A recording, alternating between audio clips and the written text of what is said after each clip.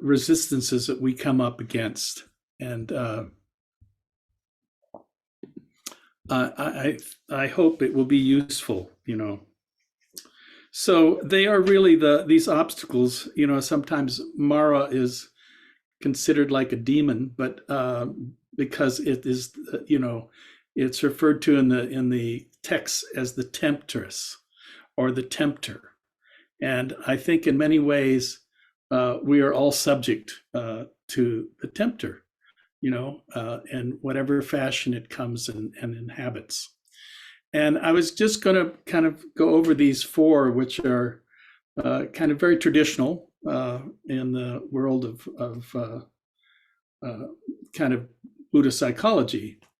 And they're really the four are Skanda, Klesa, Devaputra, and Yama. Those are the four. So I'll just go through those because they're actually quite fascinating. The first one is the Skanda Mara, which Skanda is really the form that creates the I, the me, the mind, the self. And it is body, it is feelings, it is perception, or also we talk about it as recognition. And then there are mental formations and consciousness. Those are the five skandhas, or in the Pali, it's khandhas. And they are, you know, there are many, through the Ajahn Chah tradition, Ajahn Mun, he only wrote one poem in his life, which was 27 pages. And he did that at the end of his life. He was living in Bangkok as a monk, and he'd been a monk all his life. And he was definitely a mystic, you know, and had lived in the caves and the jungles of northern Thailand and northern Burma as well, since there wasn't really a border in those years. And that poem was about the five skandhas or five khandhas, and just saying that somehow we get identified with these things. The fact that there is, you know, rupa, which is in Pali, which is body, and that we get attached to our bodies. We get attached to our feelings of, you know, liking and disliking, and really where a lot of times where desire comes in, and also aversion comes in. So these are just some of the simple truths. And I think in many ways that, you know, perception is you know, it is the bare bones of our experience of how, you know, we see, we smell, we taste, we hear, we have physical sensations. Those are you know, the precursor to our reactions. And so in some way we have to be able to know those as something that is, you know, it is that concretizes who we think we are, and the sense of self. And that perception is the initial, you know, without any no manufacture, just the perception of a pure, it is really pure, the pure knowing of one of the sense doors. And but it doesn't stop there.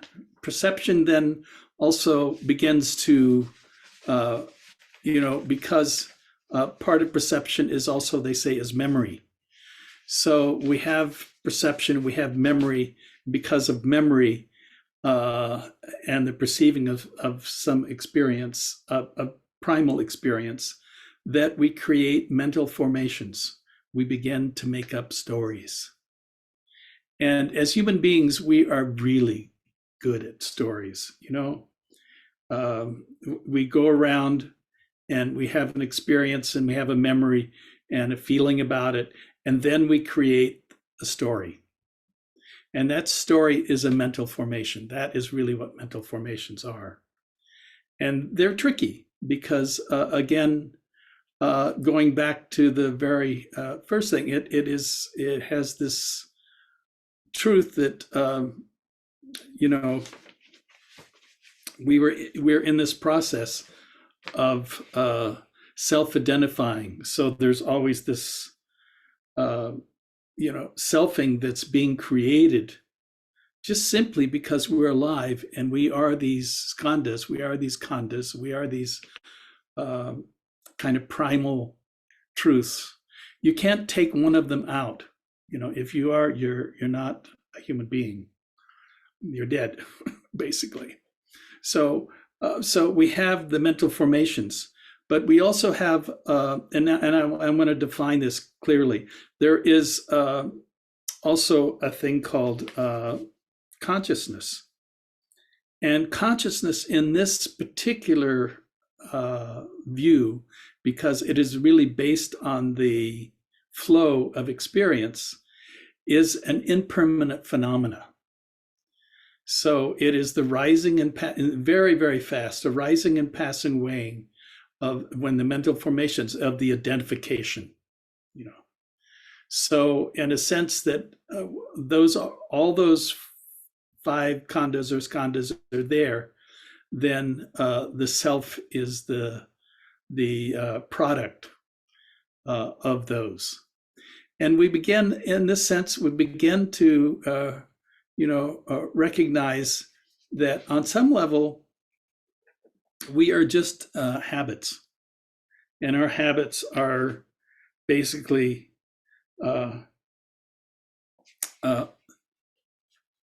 made up of these things. And one of the things that happens is that these 5 skandhas or khandhas, I think of myself as whatever, and something comes along and pulls the rug out from underneath the identification, that recognition or that realization of self. And when that happens, then we begin to have a and this really goes into the second one, which is called a klesa. And klesa, again,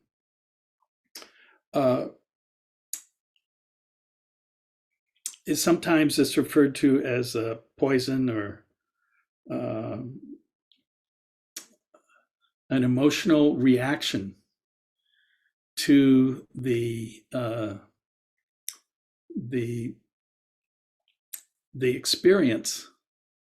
And the experience may be, can be something that's quite sudden with these aggregates or 5 skandhas or khandhas, and and so in the feeling basis, we assume that it's somehow going to harm us. And therefore we become defensive. And once we become defensive, then there are feelings, sometimes feelings of fear, sometimes of anger, sometimes of, actually greed can be also part of that, because they're really what they call the poisons, greed, hatred, and delusion, are the actual forms of the emotional klesas, or these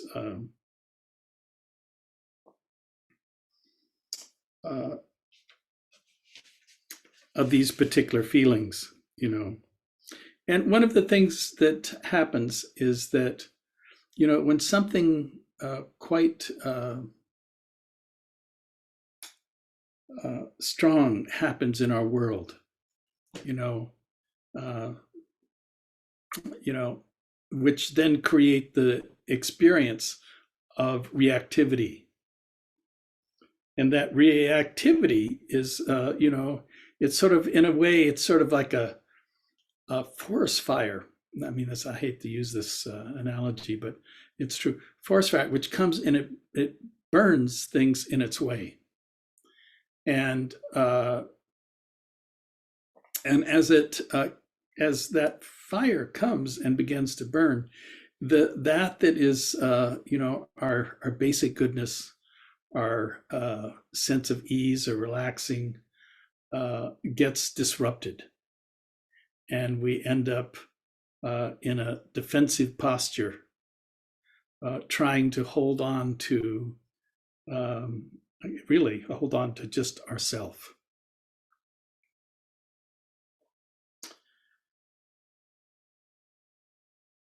So we have these very simple things, which, we're all, as human beings, we are subject to the fact we have a body, we have feeling, we have perception or recognition, we have mental formations, and we have this flickering thing called consciousness, which is kind of fueling it all. And when they're disturbed, then through greed, hatred, and delusion, which is really the strong emotions of this fire, the kleshas, and or you could say it's the clingings, because that's really what it is. They're clinging to the self. And so we'll go through this because I think they're hopefully simple enough to understand. I mean, it's a little bit, this is very kind of what Buddhist language. The kind of fourth one is called Deva Putra, and Deva is like a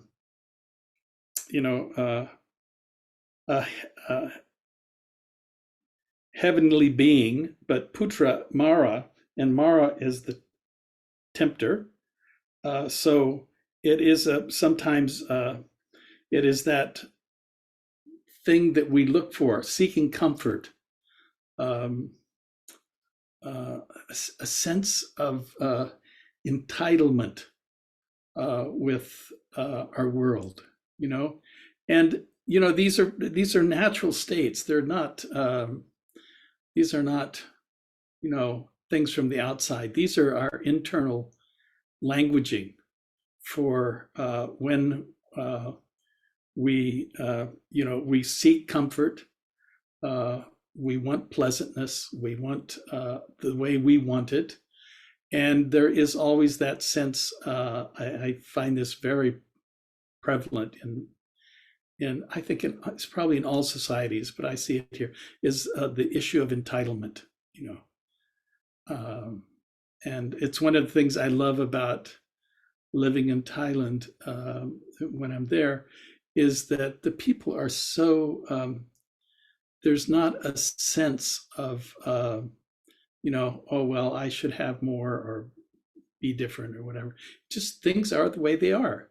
And there's not that sense of entitlement. There is just, this is what I have, this is what I do, and it's enough, And somehow here there's always this comparison, which is really, really nuts in some ways, that we are comparing ourselves to other. And by doing that, somehow then we create our own unhappiness. And so to me, there's a lot in these sitting practices that are deal with, a sense of ease, a sense of comfort, a sense of enoughness, that things are enough.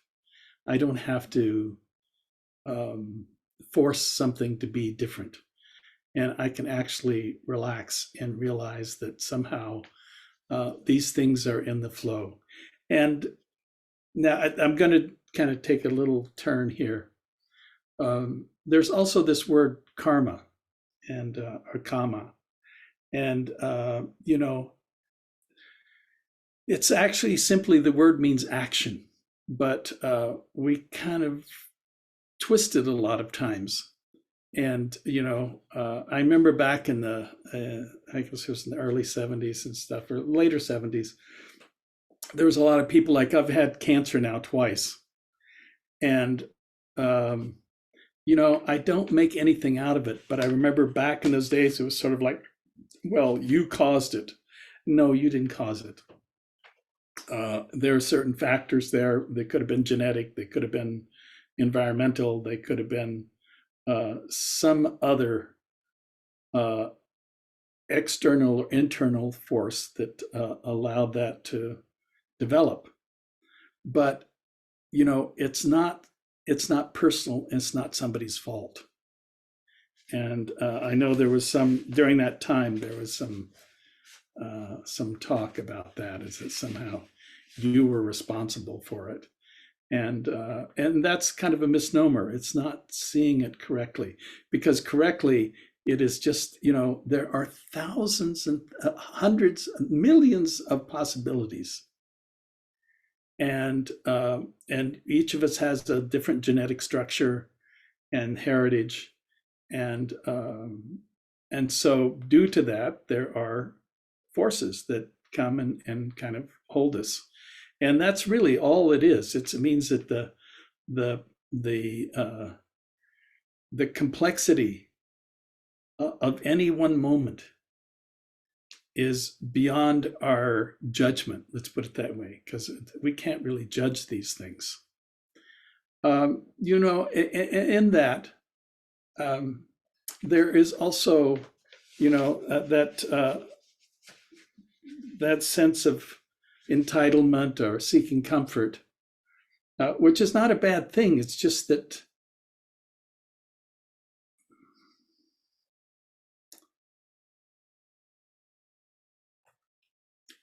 it's the piece around desire and greed.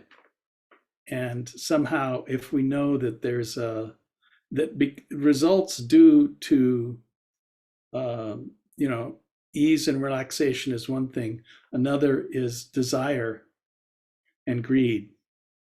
And that's what I'm talking about. That's a problem. Now, the fourth one of these is traditionally is the fourth Mara. Is Mara, is the, what is it? I get the name there. Oh, right. Yama. Yama.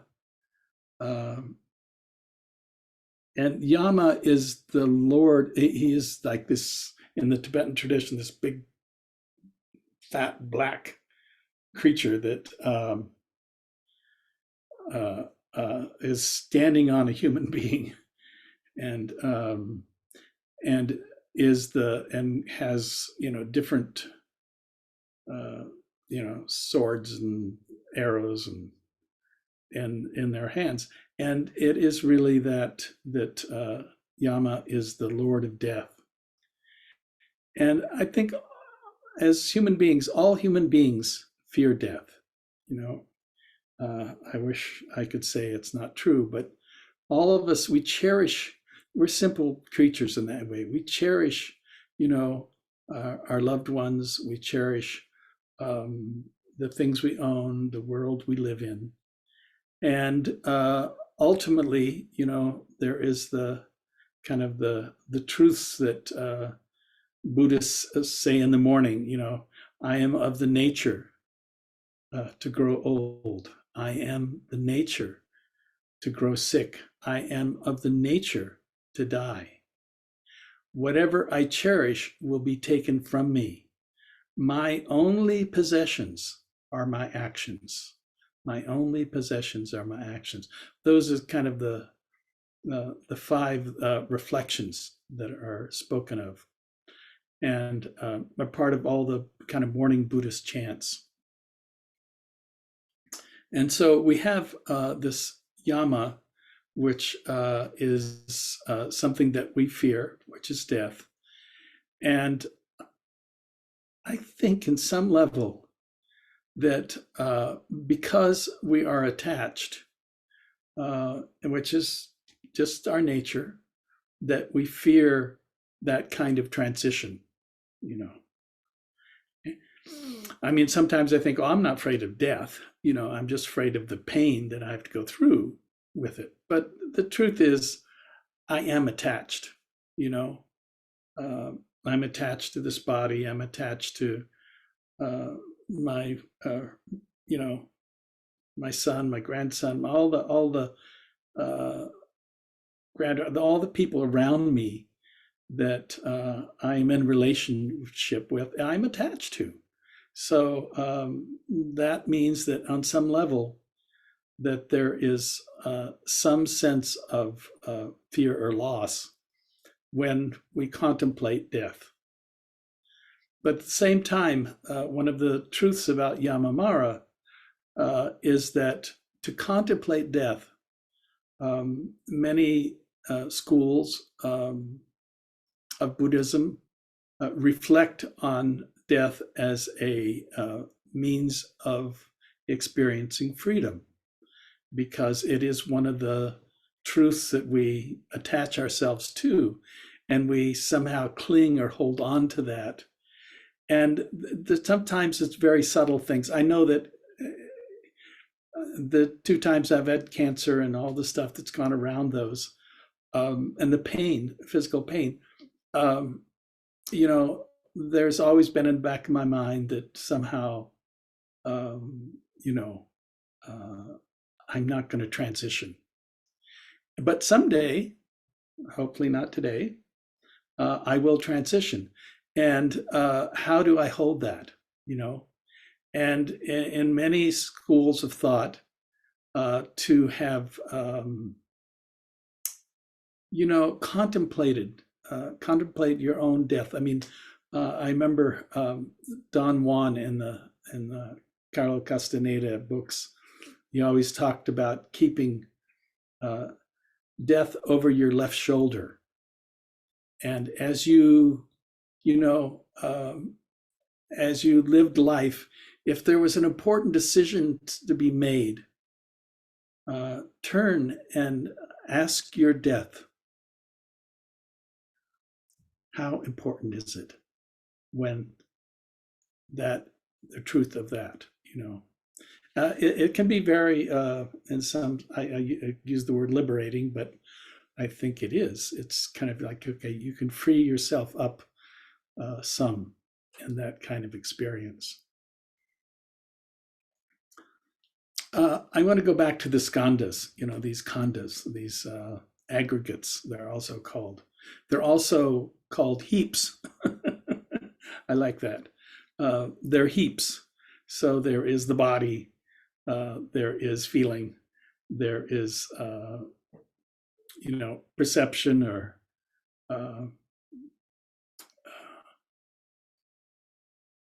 mental formations, and ultimately consciousness. And this is all about the relative, because ultimately, in the Ajahn Chah tradition, in a lot of the schools, which I adhere to, is that there is also a consciousness that is sort of beyond the impermanence. And it is something that is just there, and it holds all things.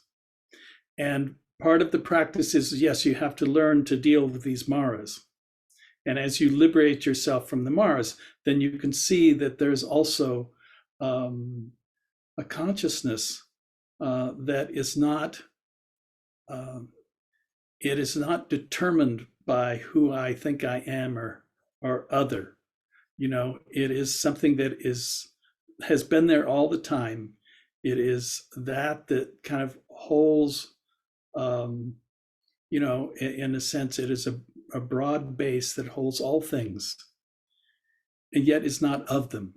And so the practice is really, and to me, this is where the sitting practice over, I was thinking, I just lost one of my oldest friends 2 days ago.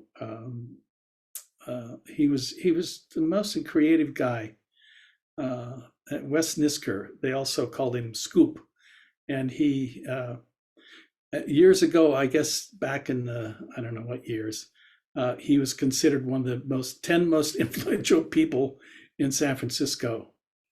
But he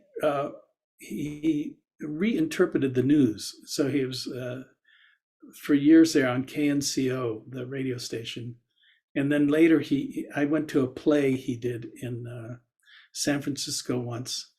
He was so creative. He was a remarkable man. And it was about 6, 7 years ago, probably 7 years ago. He was teaching. I used to teach a Thanksgiving retreat, a 10-day retreat that was happening in Thanksgiving, and I kind of backed out of that and got involved in other things and Mountain Stream and whatever. And so I backed out of it. And Wes was he had been teaching that Thanksgiving retreat, and he got fired. Like, whoa. And I first went, oh, and then people started saying he would forget where he was or what was going on. And it was really the precursor of his dementia that over the next 6 or 7 years,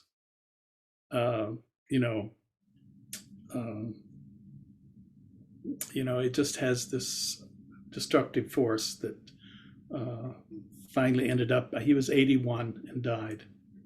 So I'm happy if that's 4 years from now. Is it no? Oops, 2.5, 3. Oops, 3.5 years from now, actually, I'll be 81. And I just hope that I can live free of any kind of mental this thing. Maybe if you say, what do you fear? Well, I fear losing my mind. I understand the body, it's going to break down, is breaking down. And but the mind, I mean, that just kind of floors me, because when suddenly you don't know anything anymore and you can't remember anything. But then I also realized there's something quite marvelous, and some people get dementia and they or Alzheimer's, and which I know. I had a friend here who was actually had been a Theravada monk for 12 years, and he traveled with me here for some years, and he worked with Alzheimer's patients. And there were two ways they could go. One was that they forgot everything and everything was fine. It was just there was no, physical recollection of things. That's one side. Another side of it was that the experience of being was just not what I remember. So it's annoying, and so they get angry. And I just thought, oh my goodness, here I've been sitting now. I was thinking, since Wes, we met at a Goenka retreat in 1970. That was 53 years ago, and it's really changed my life.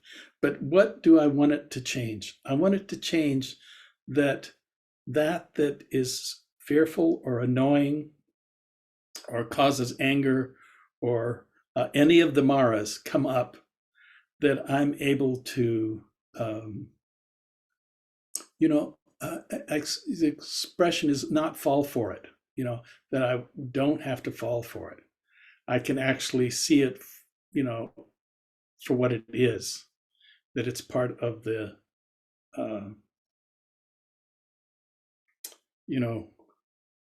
unfortunate truth that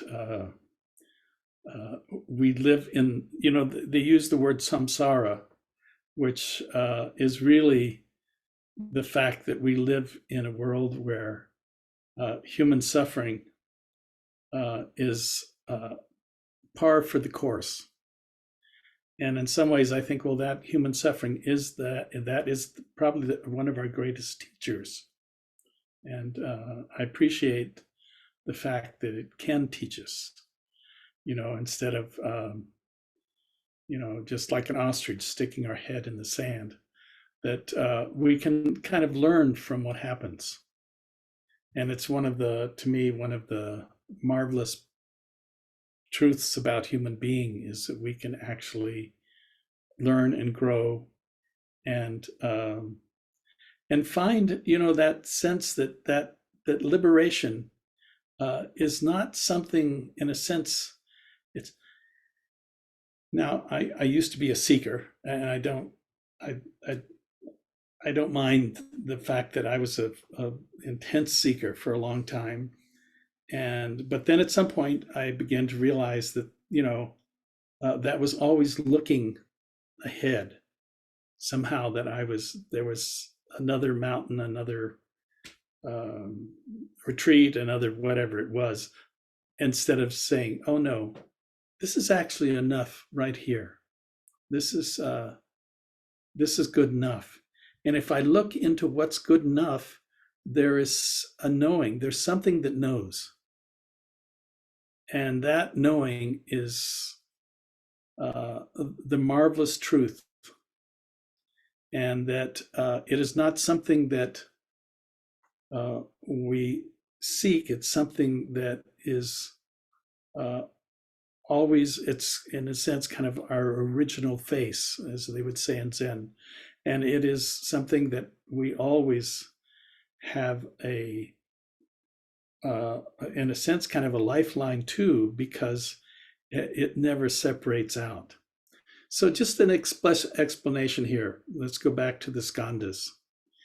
Is the skandhas, there's always this uh, realization or recognition that we are taking like a thought, a feeling, a thought, an emotion, a body sensation, even consciousness, and and the mind, the thoughts, that we attach to them, and so we actually create the duality of attaching to something, and as we attach to something, then this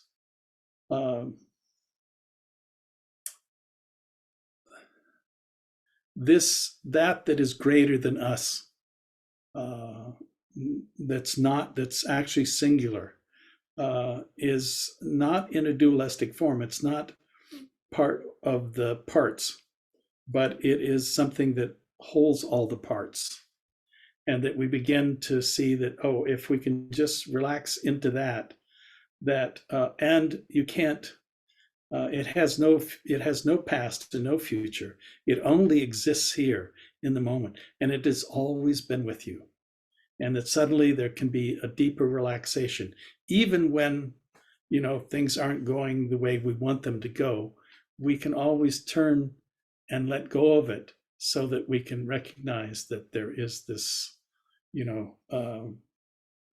this marvelous truth that is kind of beyond the maras, beyond the human tempting of kind of greed, hatred, and delusion. It's not delusive. It's delusion is a lot holding things in comparison, and being attached to things. And when we're not so attached to things, and I'm not saying we're all attached, but we kind of we create some space, so there's less of the energy of attachment, and we begin to turn, in a sense, kind of turn the mind around on itself, and then there is something that has always been holding us, and that's always been holding us, even though it can't really be named, because as soon as you put a name on it, then the concretization, or the comparison, or the this is good, that's bad, comes in, and we don't want to do that. That's not Buddhism. Buddhism is really this capacity to understand things, and ultimately to understand what we are and what we're not. And this is saying, oh, I am. There is, I love Nisargadatta, he was this Bidhiwala in downtown Bombay, in a very poor section of Bombay, and he had 9 kids, so he was not a monk, and he was a student of Ramana Maharshi. And, he lived in this world of, the complexity of kind of the poverty in Bombay, and he was free. He was not attached to it. And there is he wrote a book called "I Am That." I am that. And I think about that sometimes. It's just the simple truth: I am that. And knowing that if I am that, you are that. And that as soon as we begin comparison and forcing some kind of manipulation of things, that as soon as that happens, then we begin this world of good and bad, happy and sad, and this is saying, well, if I am that, then the way I am has everything. It is not missing any parts. And that if there's nothing missing, if all the parts are there and they're all together, then I can relax. Why? Because ultimately you are safe within a changing world. And the fear is that because the world is simply change, all the aggregates that the skandhas, the heaps, they are all changing. And we kind of turn away from that and say that, oh, there's something that's actually, I am that. I am this awareness that doesn't need anything else. I think in some ways, if we can do that, then, a lot of times people say, oh, this is such a, maybe separated experience. But the truth is that once we begin to allow ourselves to I am that, we begin to incorporate a big piece of life. And that is that there is no separateness. The separateness was an illusion. And that illusion has created so much suffering for ourselves and others. And that if we can kind of release that and begin to see that I am that, suddenly the world of comparison turns into the world of oneness. All things are incorporated in that. And if they're all incorporated in that, then what am I? And I would say that then you are love. You can't, you simply, if there's no separateness and everything is connected, you are the trees, you are the grass, you are I have these deer, I have this big buck that comes in my yard, and I am that. It is part of everything that is. And then when you are part of everything, there is no fear. There is just, you could say there is just unity or unity consciousness. And that unity consciousness holds all things without being of them. And then that becomes really to me, the heart of all how this works. So, kind of the last piece of this, and then if there's a question or two, I'll take it if we can pull that off.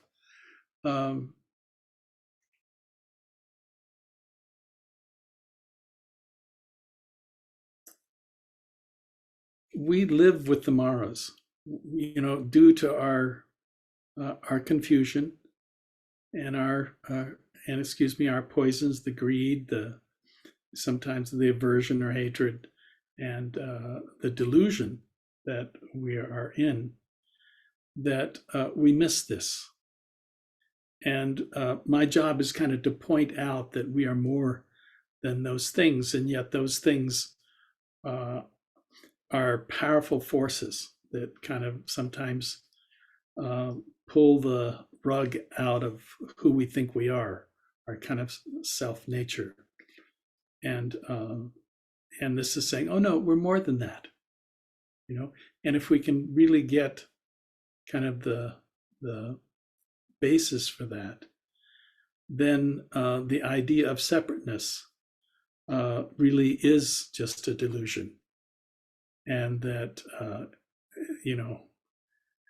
it's complex, because if everything is everything, and we are everything, then we can't say we're not part of the nature around us. We can't say, anything is good or bad or wrong. It is just simply the way it is. And if we can do that, then, really, to me, then the heart shines. There is a caring for the trees and for the grass and for the water in the streams and the big moon out there now, the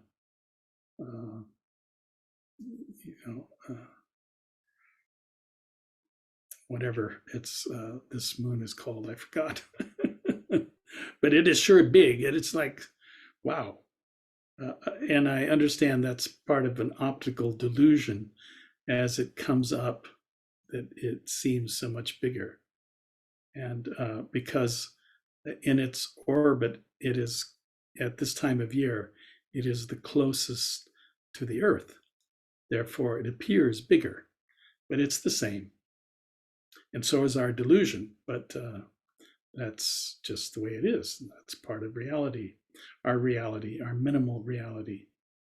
So does anybody have a question? I'm see if I'm gonna have to pull this a little forward here and see if I can see if anybody, and you'll have to unmute yourself. But again, maybe I covered everything. It looks like Cindy has a question. Go ahead, Cindy, unmute yourself. Cindy, where are you? Hi, John. I'm on Koh Tao in the Tenote Family Resort, Thailand. Wonderful place. Yeah, thank you so much. So you talked about the unity consciousness, and my question is, and I'm not sure quite how to pose this, but what is the relationship, or how should we view the relationship between our individual consciousness and the unity consciousness that you referred to? Well, in some ways, they are the same, because the individual is actually part of the delusion or illusion. And the unity consciousness is actually what everything is on some level. So a part of our practice here is going from that sense of separateness to a sense of, you could, one language be non-separateness, or that unity consciousness. And it's something we're whoever's sitting, one of the beauties about sitting is that when you sit, and maybe you don't shut up, maybe you blah blah blah blah blah for a bit, but then everything calms down. And as it calms down, then you have this time for creating, and I can only say it's kind of like a space between what's going on. And you want to increase that space, because that connects you to all things, to the unity of all things. And so we spend more and more time in the most simple means of not interfering.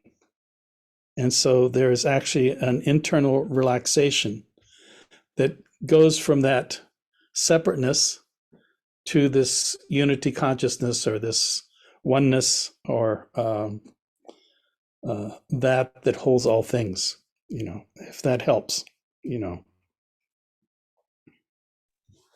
Yeah, thank you. That helps a lot. So it's not that with unity consciousness, not that my consciousness overlaps with somebody else's consciousness, is that there is like we're sharing oxygen, or we're in the water together and the water kind of connects us. It's that is all one, that my consciousness is one with everyone else's consciousness. Is that? Well, it is, but it isn't. Okay, here's a tricky part, because being human beings, we have separateness, and we also have this possibility of connecting to the non-separateness. And I'll use that instead of unity consciousness, because I think it's probably clearer. And we dance back and forth, and really that's all we're doing. We're learning how to dance with separateness and non-separateness, and we have to be careful in the separateness, because that's really where the greed, hatred, and delusion can take hold. But in the unity, it doesn't, or in the non-separateness, it's simply, there is a deep sense of acceptance that also has the power to hold all things. And when it holds all things, then one is you're kind of like a grandmother. You hold all things. It's not, there's no reason to separate out, Hopefully that's helpful. I don't know. That's very helpful. Thank you, John. You're welcome. Enjoy it there. I look forward to being there again, not too long. Definitely. Of course, I love the fish life there, and the coral and turtles and all that stuff, So good. Thank you. Let's see, where are we? Anybody else have a question or have an answer or something,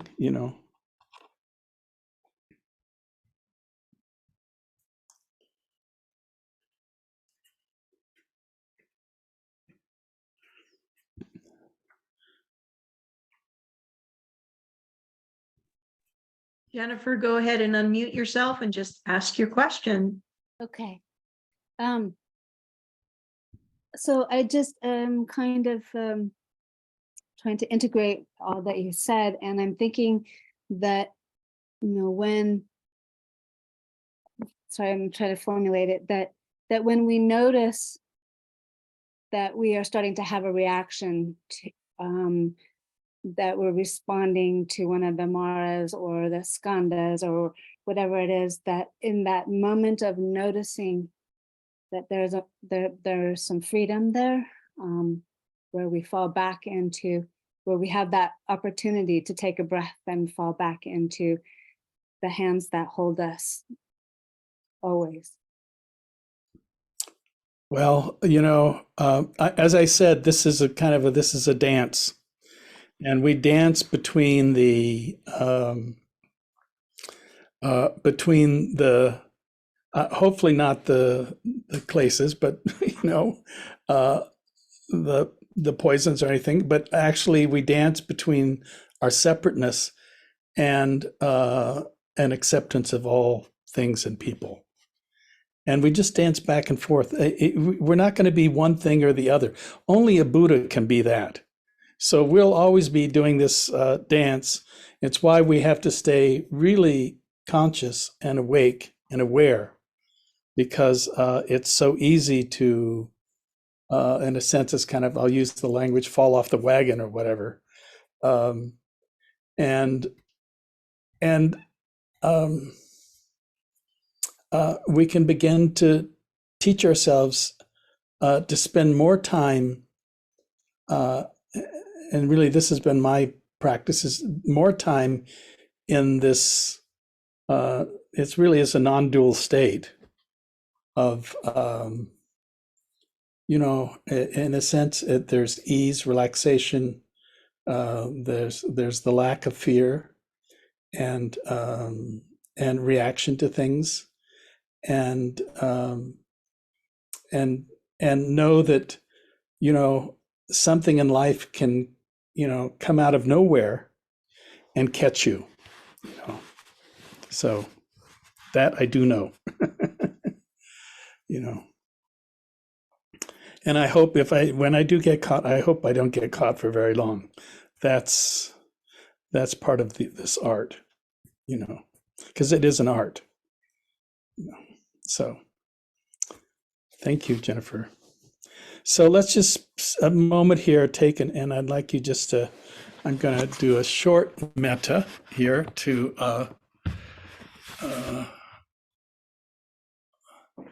bring us all back together. And so just take a moment to put your attention, if you place your hand on your heart, or just that attention or awareness on your heart, and realize when you feel safe and there's no pressing story, these are all part of the places. If that's not there, then there is just a sense of connectedness and awareness. And this wonderful word, which is a kind of funny word in our culture, is the word love, because we have to define love as attachment to something. But actually love is this truth of non-separateness, and that when we're not holding anything too tightly, and we have the good heart, then we can love everything just as it is. We don't have to change it.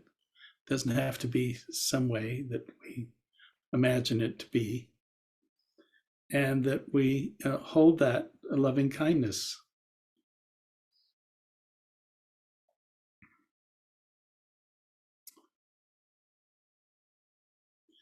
If there is any way that I may have harmed myself, knowingly or unknowingly, I extend forgiveness to myself. If there's anyone that I may have harmed, knowingly or unknowingly, I ask for their forgiveness. If there is anyone, knowingly or unknowingly, who has harmed me, I willingly undertake this process of forgiveness. And so if we can just learn to forgive, then we can also learn to, and let go, learn to extend this loving kindness out to first just the people that we're close to, beings around us, whether it's children, grandchildren, fathers, mothers, all that have been intricate part of what we weaved our lives through, that we extend this wish that they may be happy and peaceful and free from any type of suffering. And then to extend it out to beings everywhere, known to us and unknown to us. That beings of all kinds, seen and unseen, that they are all worthy of our loving kindness. And I particularly want to send it out to the Sangha, to all of us who come together for the purpose of awakening and reducing fear and bringing goodness and kindness and honesty and good ethical conduct for the benefit of ourselves and the benefit of others. May all beings everywhere be peaceful.